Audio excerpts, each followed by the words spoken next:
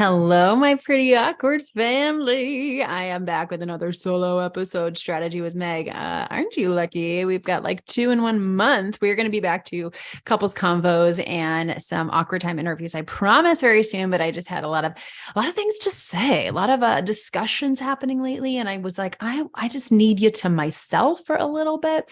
So today, we are going to talk about how I filled my mastermind and what I would change today, what I would change today in today's social media climate, what I would have done differently, what I wish I did more of or less of, things like that. So buckle up. It's going to be fun. I'm going to try and make it short and sweet, but you know me, we'll do our best. Okay. So let's break it down. I have 4 main steps that I took to fill my mastermind. And first, I will say is I created an evergreen mastermind, meaning I didn't do a launch where you had to sign up by a certain day because that's the day we were starting. Now, we were starting the first month altogether, but if I filled, let's say, which I did, 5 of the spots, I think it was five.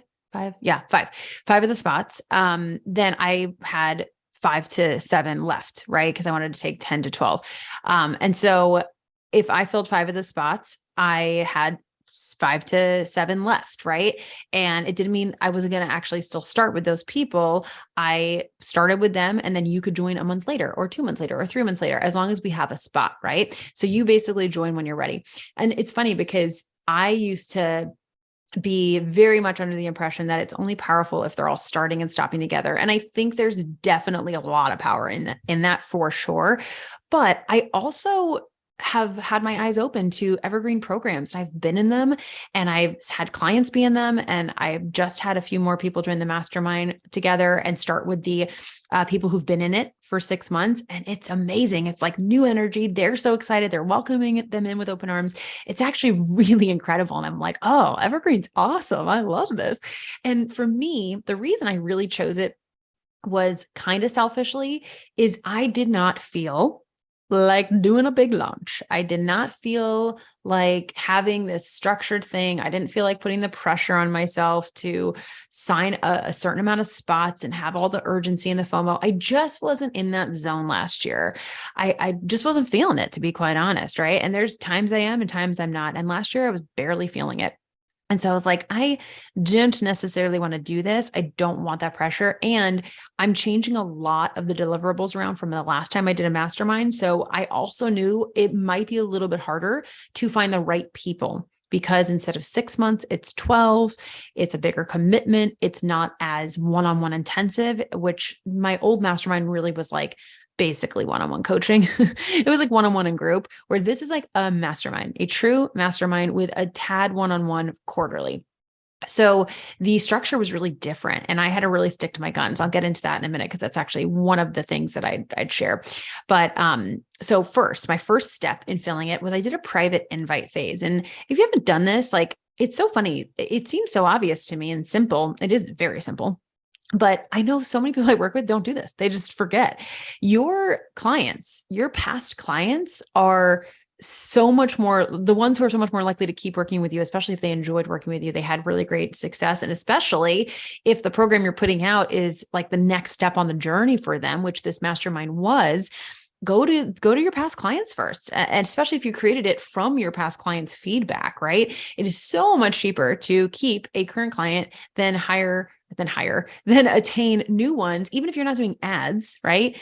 Cheaper in energy, cheaper in time. To get new clients, you need to put yourself out there. You need to market, you need to show up, you need to do all these things, where for retaining a client, especially if you're creating an offer that is like the next step continuation, it's like, it doesn't take a lot of energy, right? It's amazing. You just love working with them. Let's keep going. And so I did a private invite phase. I did it for a couple one-on-one clients I had that were ending, that I really felt like the mastermind was a better fit for them. And I wanted to do less one-on-one.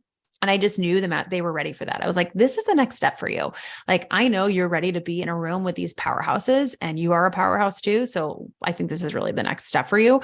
So I did a private invite phase with current clients as well as past clients from my mastermind or past one-on-ones and things like this. And the way I'm actually going to bring my private invite up So I can kind of read through what went when what words, what went in it. I'm not going to read the whole thing because we'd be here forever. It's pretty long, and you don't need to have it necessarily this long, but this is a year-long investment. So if someone can't read an email, I don't know if they're necessarily the right fit for it, right? Or at least like skim it. And so I basically say why I'm inviting them specifically, what this really container is really going to be about. And again, I wanted to reiterate that this is a true mastermind. This isn't me just telling them what to do or me hot seat coaching the whole time. This is them helping each other and coming together with all of their experience to help each other find out of the box solutions, right? So I said what my intention was, how many people, why I'm emailing them specifically, who this is really for, what the transformation is. Ideally, obviously, everyone's going to be different, but what I see the transformation as, what the structure is, how many calls, all those details, the timeline, and then the pricing, and then the special that I have for them. And then the next steps, what do they do next if they're interested? So that's really what went into it. And if you do this, I definitely recommend also sending a DM wherever you talk to your people, right? So most of them I either talk to in Instagram DM or text. Honestly, I have most of their numbers. So I texted some of them and said, hey, I sent you something. Go check your email. I think you're gonna be really excited about this, right? And so I really recommend do a private invite phase for your program, especially if it's like the next step in the journey for your clients. So that was first. The second step, and that I believe we filled 3 out of the 5 spots just from that. And then I will say, no, we filled 4, but 1 reserved her spot for 2 months later. So technically we signed 6 people, but 1 was starting 2 months later. So we filled 4 out of the 10 spots, 10-ish, 10 to 12 that I wanted to fill from that. Then the second step, I did a 2-week push. I say push versus launch because like I didn't do a launch event training. I didn't do a huge email sequence. I didn't do a ton of warm-up content. Honestly, I didn't do any warm-up content. I didn't go, okay, for a month before this, I'm going to really specifically speak to this person. I just started speaking to this person. I mean, I always kind of was, it wasn't out of the blue. But I didn't do a big lead up like I normally do. So I did a 2-week push with content specifically speaking to this mastermind client, why this is different, who this is for, really walking through the experience I want them to have and why I'm really shaping it this way. Again, why it's different. That was really important to me because I didn't want to attract someone who was used to my old mastermind because it's different.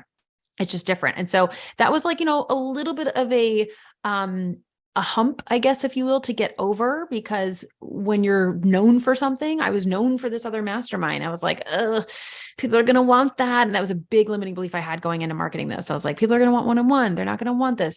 They'd rather pay me more because this mastermind is less than my other one was because there's like a quarter of the one-on-one. They're going to want more. They'd rather pay me more for more, but I know the structure that I want to have. I know the calendar I want to have. I don't want to have all those calls. So I had to really stick to my guns, and I had to reframe my mindset that the people are out there who want this as well. Cause I know that's where I'm at in my life. That's what I want personally from a mastermind. So I'm like, there's gotta be people out there like me. Right. And there were, which is amazing. And so we did a 2-week push, signed 2 more people from that.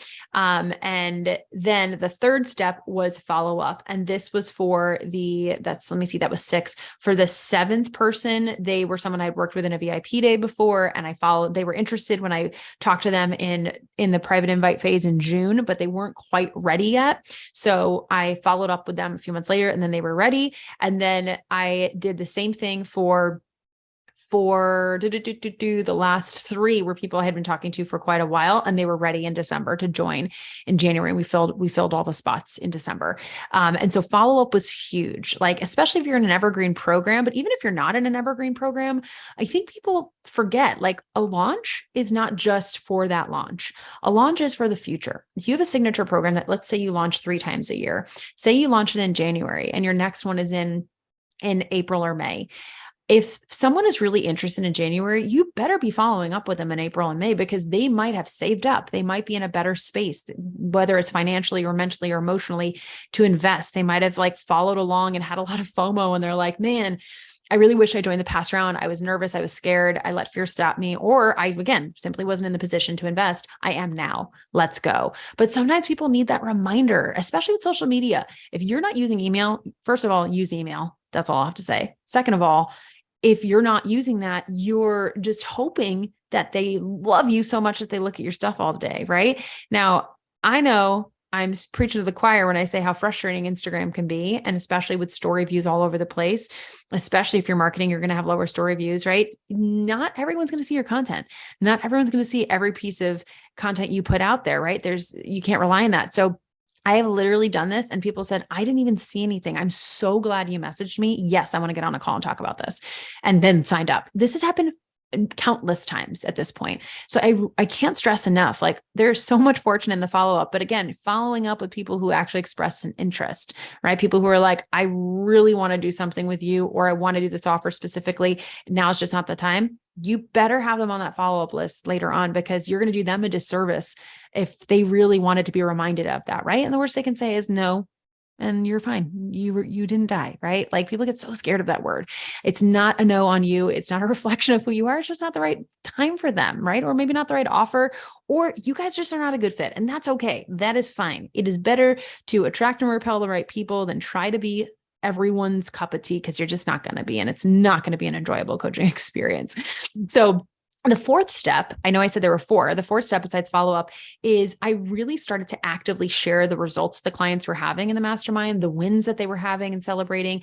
And not every time, because I'm getting better at this, but most of the time I would also link the application with it. So if I mentioned it, if I shared a win, if I shared a screenshot, I would also link and do a CTA to the application. Or if I just got off a mastermind call, I would talk about what we went over and how exciting it was, CTA to the application. Or if I was going to be getting on a call, I would talk about how excited I was, what we were going to be going over, or got off a one-on-one call, or I was prepping for something, or I had a guest speaker. Anytime I was doing anything related to it, I would try to share it and do a call to action for the mastermind, especially if it's ongoing, right? And then overall, what I will say is I stuck to my values and I didn't cave just to fill this fast. I could have filled this in that 2-week push period, because I had many people who were asking me if they could join for 6 months versus 12, and if they could get more one-on-one and pay for it. And I turned down the money and I turned them down, because that's not the container I was creating. That is not what I wanted to create for this. Now, I do have alternatives where if someone does want more one-on-one, if I think it's a good fit, I can do upgrades and things like that, like almost like a add-on one-on-one, or a VIP one-on-one, if you will, with the mastermind. But overall, that first round, especially, I was like, I want right out the gate this to be this way for a reason. I know with intention why I'm creating this, because I wanted to attract people who really wanted a mastermind, who wanted to work with other humans, who wanted to have like 10 coaches versus one.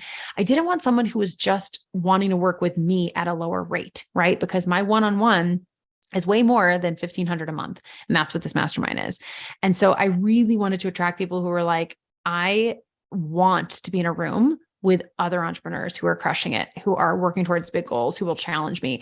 I don't just want Megan, right? Like she's great. And I know she'll put together a really good room of people. That's really what I wanted, is someone who knows that I will foster and facilitate great relationships and put amazing humans together and facilitate great conversations.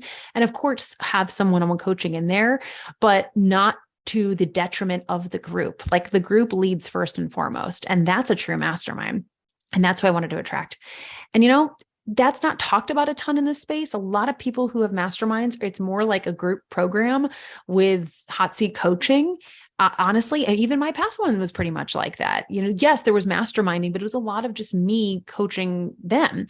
And there's nothing wrong with that, but I wanted that true mastermind. And so I knew I had to do some educating around that too. I knew it was going to be a little bit more of a tougher buy, but I also knew that's really what I wanted to create. Okay. So what would I change today, or add, or take away? So something I would change, again, this was right for the time, but I would have liked if I did a little bit more of a structured warm-up phase before the launch, like 2 to 4 weeks of content, specifically speaking to the mastermind type client, because this wouldn't have taken any extra energy. I was posting anyway. I was creating content anyway. So it could have just been a little bit more targeted, a little bit more specific. All of my podcasts, my Instagram content, my emails could have been around that client and around what they're craving, right? and maybe some kind of juicy email opt-in. Because someone at a more advanced level in business, they're not going to give their name and email over for any old opt-in. They're going to make sure it's something that they really want to come to, right? Or they really want to read. So probably more like a live class where I like pull back the curtain to some success I've had. I just recently did a biz remodel workshop last Tuesday, and that's something I could have done, for example. Like that would have been perfect for this. So some type of live class that I could have used to warm up, maybe not even launching at the end, maybe not even saying, I might have alluded to the fact that we're having a mastermind, but I might not have even opened up spots. I might have done a little teaser, right? So not even necessarily like open cart, but just more so everything I'm putting out is building that trust that, hey, this is someone I like to help. You are someone I like to help. You are someone I can help, because even applying my free content is helping you, kind of thing. You know what I mean? Just like any launch, like being just more intentional with my content. I was very lazy and I was posting anyway. So when I look back to it, I'm like, why didn't I just change it up? I do know why. Because I was going back and forth on if I was actually going to do the mastermind. And it wasn't until like basically 2 weeks before that I was like, okay, we're going to do it. We're going to do it. Because I was honestly second guessing so much, because I had this belief that people only want one-on-one in the mastermind, and they don't want a true mastermind, and they don't want to commit for a year, and all this bullshit that obviously I proved wrong because people want it. So it's just wild what the mind will do. Anyway, so that's one thing I really would have done differently, and will do for next time. And then within that, if I was doing a more focused content warm up to this specific client, within that, I'd do more face to camera videos with this specific formula. So first, like a face to camera talking reel, right? Or a face to camera, like green screen, showing some kind of testimonial or showing a note on my phone, walking people through a process. I would have done a hook, right? So a line that really draws them in, short and sweet. How we increase profit by almost 100K in 2022. Boom. That's going to get people to pay attention, right? So something that, don't use filler words. Don't say a huge win my client had, or something I really love talking about is like, you already used so many words right there. People are fast. So how we increased profit by almost 100K in 2022. Boom. That's going to get someone's attention. We're not using filler words, where I could even have shortened it and said 100K increased profit in 2022. That's what we did. I don't know. That's kind of weird, but you know what I mean? Like short and sweet, get to the point, hook them in, because then you can share more of the backstory. But I think sometimes, I know I struggle with this, and I'm really getting a lot better with this when it comes to content creation, is we want to give the whole backstory. And now I'm a big fan of context. If you've been following me, you know that I love context, and that's going to be in another point in a second, but you can't give so much context that you don't get to the point and people tap out, especially if they don't know you. Your people who love you and know you, they'll listen to all the context in the world. But if you're trying to reach some new people, or people who are a little bit newer to you, maybe they've only followed you for a little bit, then you got to get to the point. So a hook, then who am I? Quick intro, reiterating, hi, my name is Meg. This is what I do. This is who I help. And this is what I've done. Little street cred. What is something cool that you've done? Right. And it could be something financial, like totally could be something financial, or, obviously it depends on what kind of entrepreneur you are. If your clients aren't business owners, if you're a health coach, obviously it's going to be a little bit different. But you can share something that you helped a client achieve, right? That could be part of your street cred, but a little street cred fact, again, to really appeal to those people who don't know you as well and don't know your street cred. And then 2 to 3 bites of the actual steps. How did you do the thing that you said in that hook line? And then a CTA, right? DM me for the 4th step to continue the convo further.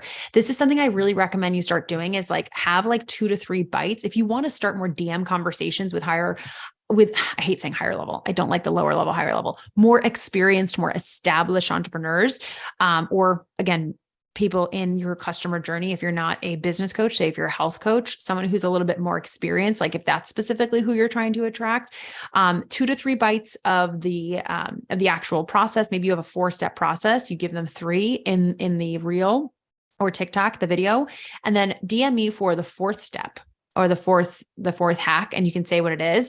And you can say, I'm going to give you a separate private video to continue the convo further, right? That'll start that conversation. So I would have done more of that kind of stuff, because again, I'm specifically talking to people. If I'm talking about increasing profit, that's alluding you've already had profit, right? So it's not someone new. If I'm wanting to attract people into my mastermind, which is not for people who are new, then if I said like, to gain clarity and sign your next client, that'd be different, right? But it's like, hey, you want to increase your profit. That means you already have profit. So the people that are probably going to DM me are people who are more right for this offer.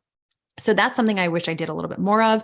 The next is free coaching calls with an application that they had to qualify for. I actually did do this a little bit and I really loved it.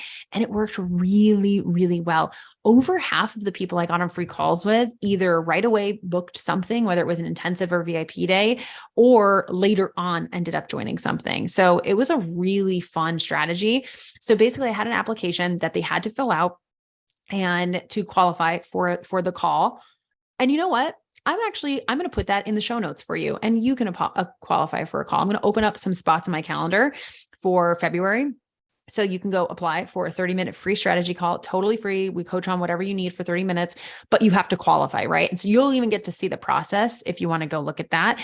And you have to be making a certain amount in your business and be in your business for a certain length of time. So you can set your parameters, right? Whatever you want them to have already experienced to qualify. If you're starting off with people at the beginning stages of their journey, whatever it is that you help people with, then you might not need that as much, right?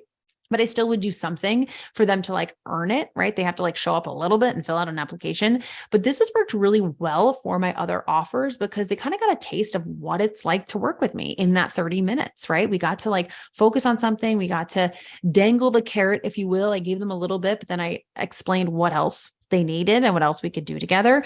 So that's a really, really powerful something I loved. And I like calls. I don't want too many, obviously. I don't want my whole calendar filled, but especially if it's with someone that I think is qualified for the offers that I'm wanting to fill, I think getting on a call with people, man, it is amazing. Now, if you are like one of my clients, she does not do sales calls because she's a mom of 2 kids, 3 and under. She's busy. She doesn't have time to. You could do the same thing with DM coaching. You could make it work. You could totally make it work. You could do it in a different style. It could be back and forth, face to camera, videos that you send. It could be a Loom video that you send, coaching them on something specific they submit to you. So there's ways to apply this strategy without actually getting on a call. Okay. Next thing I would have done more of is sharing more client case studies versus just testimonials. I shouted her out, but I'm going to shout her out again. My girl, Brittany Hertzberg, is the go-to for creating client case studies. And she said this, I've shared this on a past episode, but she said case studies or testimonials are like the movie trailer. Case studies are like the movie. That's the difference, right? And when you share a case study, it's like walking people through someone's success from the beginning. It's literally taking them through the whole journey so they can actually see your whole process, see the ups, the downs, the wins, what bumps they had along the road and how they got over it and got through it with your guidance, right? It's so freaking powerful. It's like a sneak peek into your coaching experience. I think it's incredible. Whereas a testimonial is like a screenshot and like a quick win, which is great. Like, yeah, I want that result, but how much more powerful is it? Like, hey, here's the result. Now let's like walk you through how we got there, right? Whoa, so much more powerful. I would have done way more of those. I should have done way more of those. And I'm really wanting to commit to doing way more of those this year.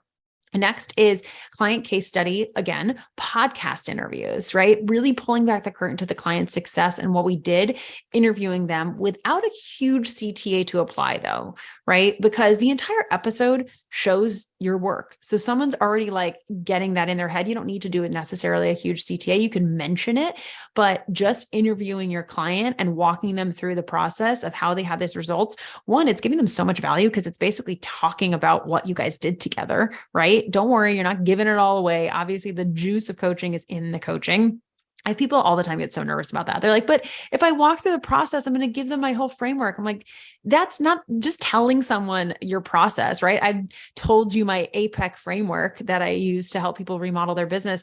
Giving you the names of that acronym is not going to help you actually execute it, right? Like maybe it'll give you a little bit, but it's helping. It's kind of give them the what and the thought process through it, right? The what and the why, and then the how is reserved for the actual coaching. So I do give a little bit of how to, though I like to, because I really just want people to have results, even if they can't afford something. And I personally know, and I know you know this, coaching is invaluable. Like it's just, you can't mimic that through an educational video. It's just such a different experience when you're actually working live with someone. So client case study, podcast interviews, really wish I did more of that.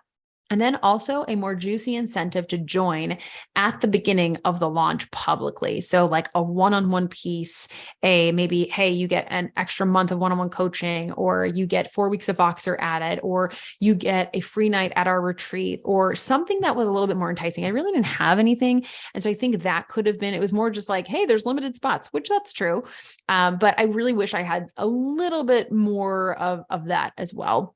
And then lastly too is using your affiliate marketing more effectively. If you have clients that love you and adore you and are willing to do these interviews, is asking them to do like a live Instagram video interview with you and doing a collab so it lives on their page too, so that it's also reaching their audience, right? There's just so many features now on all these different platforms that you can take advantage of.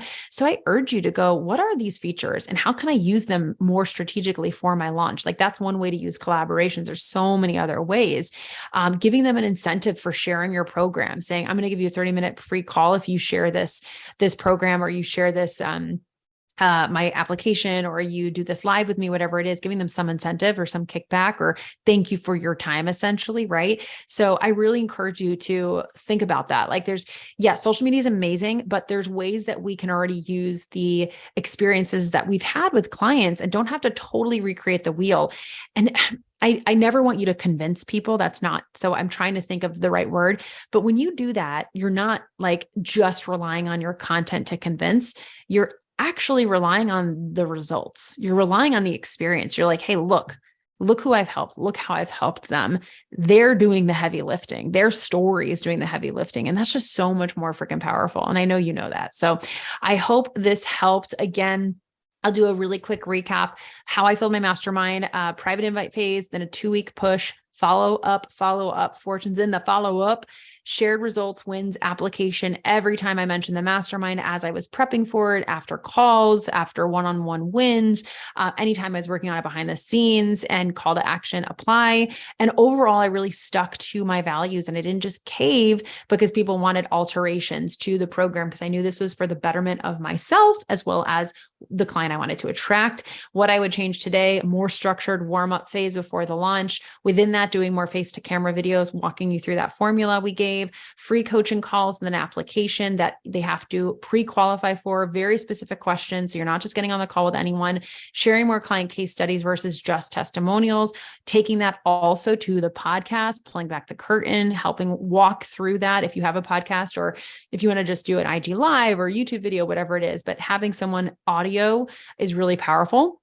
And then a more juicy incentive for them to join at the beginning when I first launched publicly. So I hope this helped. Definitely go to the show notes to check out that free call strategy application, even if you're just curious, but I will open up some spots. So if you qualify, we can book a free call. If you've already done one, you can only do one. You can only do one free call. If you know you want some coaching, you're like, I don't need a free call. I'm ready to coach, Meg. I want hands-on help.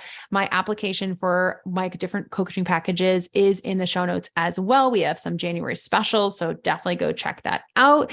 And thank you, my friends, for being such an amazing, amazing listener and sharing this episode. You're the best. I love you. And I'll see you on the next episode.